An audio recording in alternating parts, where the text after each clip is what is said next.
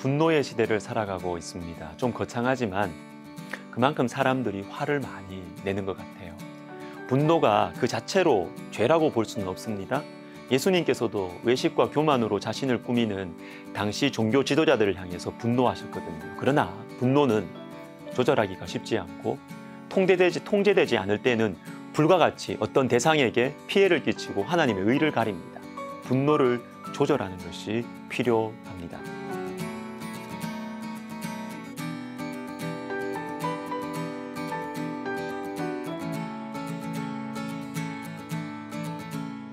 오늘부터 에스더서를 시작합니다. 먼저 에스더서가 어떤 말씀인지를 생각해 보고 그 다음에 1장에 나오는 아하수에로 왕의 분노에 대해서 생각해 보겠습니다. 먼저 에스더 1장 1절을 보시면 유다의 왕, 이스라엘의 왕 누구 몇 년에가 아니라 메데바사의 왕인 아하수에로에 대한 설명으로 시작합니다. 나라를 잃어버렸기 때문이죠. 그런데 나라를 잃었을 뿐만 아니라 오래되고 야비한 원수인 아말렉, 이 아말렉 족속의 하만이 하나님 백성들을 제거하려고 합니다. 가장 어두운 시대, 가장 힘든 시절에 하나님께서 당신의 백성들을 보존하시기 위해서 사용하신 사람들이 에스더, 모르드게입니다. 그래서 에스더서의 전체 주제는 하나님 백성들을 보존하시는 하나님입니다. 에스더서의 이 주제를 드러내는 배경도 중요한데요. 바로 잔치입니다. 잔치. 에스더서에는 잔치가 많이 나와요. 신하들과 백성들을 위한 왕의 잔치, 여인들을 위한 왕후의 잔치, 에스더를 위한 왕의 잔치, 왕을 위한 에스더의 잔치까지. 잔치가 많으니까 에스더서의 전체 분위기가 흥겹고 즐거울 것 같습니다. 그러나 잔치가 더 큰 슬픔과 절망을 줄 때가 있습니다. 힘과 부를 자랑하고 과시하기 위한 제일 좋은 방법은 잔치입니다. 포로로 살아가던 하나님 백성들이 이 지배국에 막강한 왕이 베푸는 화려하고 웅장한 잔치들을 볼 때 포로들이 어떤 마음을 가지게 되었을까요? 절망이죠. 포기입니다. 이렇게 엄청난 힘과 부를 가진 왕을 우리는 이길 수가 없구나. 영원히 포로로 살아가야 되겠구나. 그러나 여러분, 에스더서에서는 하나님 또는 여호와라는 말이 한 번도 안 나옵니다. 엄청난 규모의 잔치만 눈에 보이고요. 하나님은 보이지 않는다는 것이죠. 그러나 에스더서에서는 보이지 않는 하나님의 손길이 분명하게 역사하고 있습니다. 그래서 어떤 분은 에스더서를 이렇게 요약합니다. 하나님이 보이지 않는 세상 속에서 하나님 앞에서 하나님과 함께, 하나님이 보이지 않는 세상 속에서 하나님 앞에서 하나님과 함께. 여러분, 우리는 하나님이 보이지 않는 세상 속에서 하나님 앞에서 하나님과 함께 살아가는 사람들입니다. 에스더서를 통해서 많은 위로와 지혜를 얻게 될 것입니다.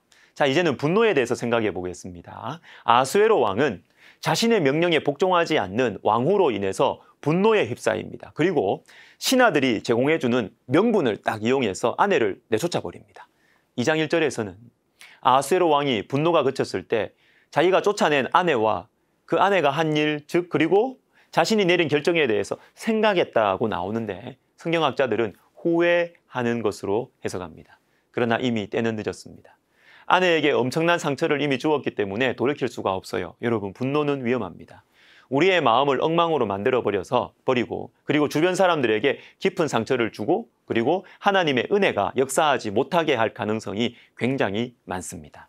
그러면 분노를 어떻게 이길 수 있을까요? 완전하진 않지만 분노를 조절할 수 있는 3가지 방법을 간략하게 생각해 보겠습니다. 첫째, 시간을 가져보세요.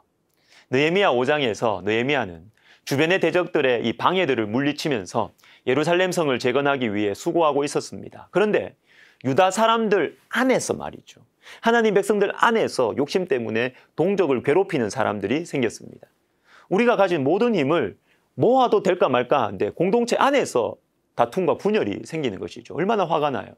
그런데 여기에 느헤미야의 멋진 모습이 나옵니다. 5장 6절에 내가 백성의 부르짖음과 이런 말을 듣고 크게 노하였으나 7절 깊이 생각하고 귀족들과 민장들을 꾸짖어 크게 노했습니다. 그리고 꾸짖습니다. 그런데 그 중간에 나오는 말씀 깊이 생각하고 화가 났지만 깊이 생각하고 꾸짖습니다. 여러분, 화가 날 때 곧바로 행동하지 마세요.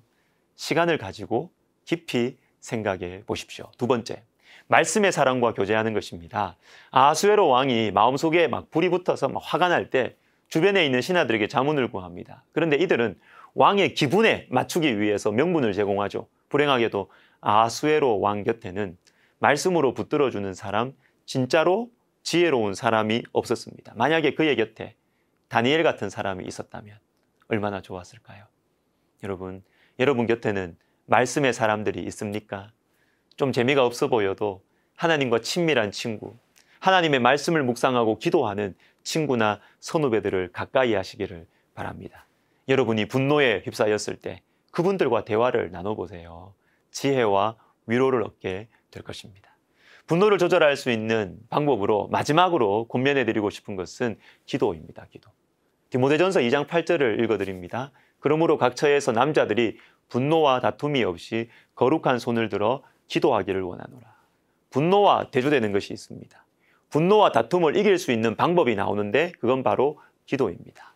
기도하는 가운데 내가 막 분노했던 그 상황과 그리고 내 마음의 이 역동, 내 마음의 이 움직임을 조금은 기도하는 가운데 차분하게 바라볼 수가 있어요. 또한 그 일과 관계된 사람들 입장도 생각하게 돼요.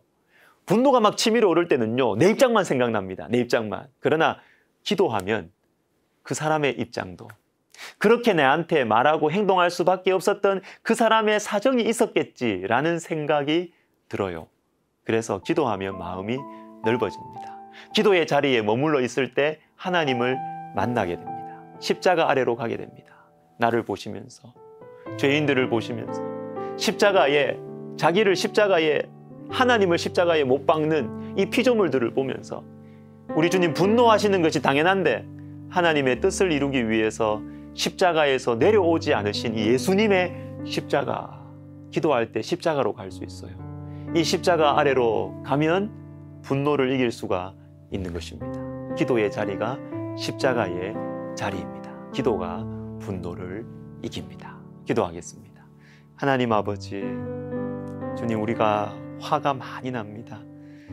주님, 화가 치밀어 오를 때 주님, 우리가 깊이 생각하고 시간을 가지고 하나님과 친밀한 사람들과 대화하고 그리고 기도함으로 주님의 마음, 주님의 십자가 아래로 갈 수 있도록 주님 은혜를 베풀어 주옵소서. 예수님의 이름으로 기도하옵나이다. 아멘.